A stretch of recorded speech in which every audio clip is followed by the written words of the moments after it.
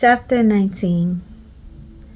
And the Lord spake unto Moses and unto Aaron, saying, This is the ordinance of the law which the Lord had commanded, saying, Speak unto the children of Israel that they bring thee a red heifer without spot, wherein is no blemish, and upon which never came yoke. And ye shall give her unto Eleazar the priest, that he may bring her forth without the camp, and one shall slay her before his face. And Eleazar the priest shall take of her blood with his finger, and sprinkle of her blood directly before the tabernacle of the congregation 7 times. And one shall burn the heifer in his sight, her skin and her flesh and her blood, with her dung shall he burn. And the priest shall take cedar wood and hyssop and scarlet, and cast it into the midst of the burning of the heifer. Then the priest shall wash his clothes, and he shall bathe his flesh in water. And afterward he shall come into the camp, and the priest shall be unclean until the even. And he that burneth her shall wash his clothes in water, and bathe his flesh in water, and shall be unclean until the even. And a man that is clean shall gather up the ashes of the heifer, and lay them up without the camp in a clean place, and it shall be kept for the congregation of the children of Israel for a water of separation. It is a purification for sin. And he that gathereth the ashes of the heifer shall wash his clothes, and be unclean until the even. And it shall be unto the children of Israel, and unto the stranger that sojourneth among them, for a statute forever.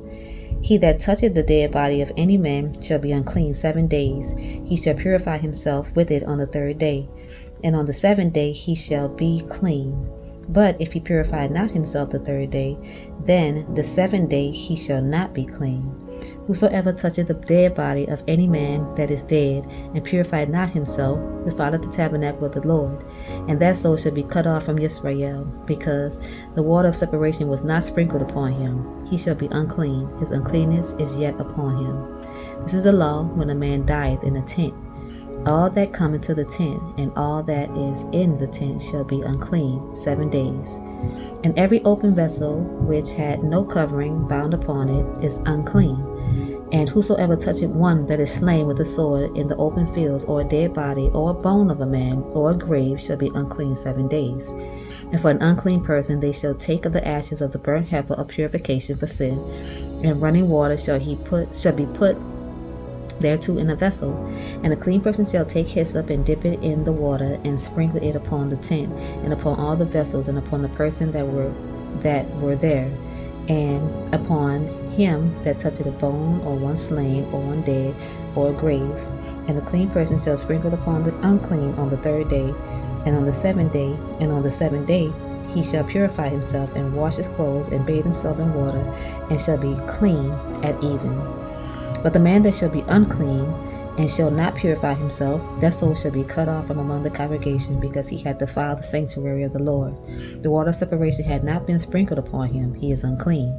And it shall be a perpetual statute unto them, that he that sprinkleth the water of separation shall wash his clothes, and he that toucheth the water of separation shall be unclean unto even. And whatsoever the unclean person toucheth shall be unclean, and the soul that toucheth it shall be unclean unto even. Chapter 20. Then came the children of Israel, even the whole congregation, into the desert of Zin in the 1st month, and the people abode in Kadesh, and Miriam died there, and was buried there. And there was no water for the congregation, and they gathered themselves together against Moses and against Aaron. And the people chode with Moses, and spake, saying, Would God that we had died when our brethren died before the Lord. And why have ye brought up the congregation of the Lord into this wilderness, that we and our cattle should die there? And wherefore have ye made us to come up out of Egypt, to bring us in unto this evil place? It is no place of seed, or of figs, or of vines, or of pomegranates, neither is there any water to drink. And Moses and Aaron went from the presence of the assembly unto the door of the tabernacle of the congregation, and they fell upon their faces, and the glory of the Lord appeared unto them. And the Lord spake unto Moses, saying, Take the rod, and gather thou the assembly together, thou and Aaron thy brother, and speak ye unto the rock before their eyes, and it shall give forth his water. And thou shalt bring forth to them water out of the rock, so thou shalt give the congregation and their beasts drink. And Moses took the rod from before the Lord as he commanded him. And Moses and Aaron gathered the congregation together before the rock, and he said unto them, Hear now, ye rebels, Must we fetch you water out of this rock? And Moses lifted up his hand, and with his rod he smote the rock twice, and the water came out abundantly. And the congregation drank, and their beasts also. And the Lord spake unto Moses and Aaron, Because ye believe me not, to sanctify me in the eyes of the children of Israel, therefore ye shall not bring this congregation into the land which I have given them. This is the water of Meribah, because the children of Israel strove with the Lord, and he was sanctified in them. And Moses sent messengers from Kadesh unto the king of Edom. Thus said thy brother Israel, Thou knowest all the travail that had befallen us, how our fathers went down into Egypt, and when we have dwelt in Egypt a long time, and the Egyptians vexed us and our fathers. And when we cried unto the Lord, he heard our voice, and sent an angel, and had brought us forth out of Egypt. And behold, we are in Kadesh, a city in the uttermost of thy border. Let us pass, I pray thee, through thy country. We will not pass through the fields, or through the vineyards, neither will we drink of the water of the wells. We will go by the king's highway. We will not turn to the right hand, nor to the left, until we have passed thy borders. And Edom said unto him, Thou shalt not pass by me, lest I come out against thee with the sword. And the children of Israel said unto him, We will go by the highway, and if I and my cattle drink of thy water, then I will pay for it. I will only, without doing anything else, go through on my feet. And he said, Thou shalt not go through. And Edom came out against him with much people and with a strong hand. Thus Edom refused to give Israel passage through his border, wherefore Israel turned away from him. And the children of Israel, even the whole congregation, journeyed from Kadesh and came unto Mount Hor. And the Lord spake unto Moses and Aaron in the Mount Hor by the coast of the land of Edom, saying, Aaron shall be gathered unto his people, for he shall not enter into the land which I have given unto the children of Israel, because ye rebelled against my word at the water of Meribah. Take Aaron and Eleazar his son, and bring them up upon unto Mount Hor, and strip Aaron of his garments, and put them upon Eleazar his son. And Aaron shall be gathered unto his people, and shall die there. And Moses did as the Lord commanded, and they went up into Mount Hor in the sight of all the congregation. And Moses stripped Aaron of his garments, and put them upon Eleazar his son. And Aaron died there in the top of the mount. And Moses and Eleazar came down from the mount. And when all the congregation saw that Aaron was dead, they mourned for Aaron 30 days, even all the house of Israel. Chapter 21. And when King Arad the Canaanite, which dwelt in the south, heard tell that Israel came by the way of the spies, that he fought against Israel and took some of them prisoners. And Israel vowed a vow unto the Lord and said, If thou wilt indeed deliver this people into my hand, then I will utterly destroy their cities. And the Lord hearkened to the voice of Israel, and delivered up the Canaanites, and they utterly destroyed them and their cities. And he called the name of that place Hormah. And they journeyed from Mount Hor by the way of the Red Sea, to compass the land of Edom, and the soul of the people was much discouraged because of the way. And the people spake against God and against Moses, Wherefore have ye brought us up out of Egypt to die in the wilderness? For there is no bread, neither is there any water, and our soul loatheth this light bread. And the Lord sent fiery serpents among the people, and they bit the people, and much people of Israel died.